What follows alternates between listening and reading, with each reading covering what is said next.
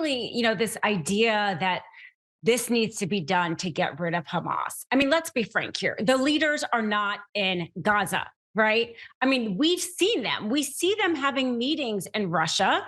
We know they have compounds in Qatar. Why do you think Qatar is able to mediate a deal? We know the money isn't coming from Gaza. It's been coming from Iran. And Netanyahu was letting it in because he wanted the extremists because they didn't want a two-state solution. That's been reported by the New York Times and the Israeli Times. That's not in dispute.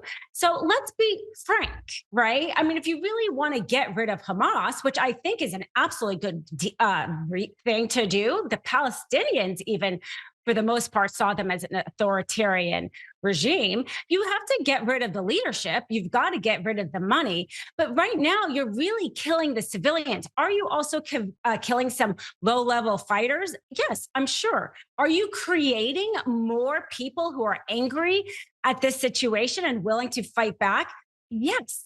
I think that's the thing that bothers me is I think President Biden is very smart. I think his senior advisors are very smart.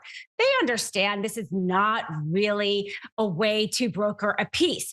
Israel and the Palestinians are going to be living side by side forever unless there's truly a genocide of the Palestinian people. Do they really think this is going to create peace? There's no way anybody who really truly understands that region thinks this is going to create peace. When you create this kind of barbaric violence against civilians, you create extremists. So for every low-level Hamas fighter they've killed, they're probably created another 100.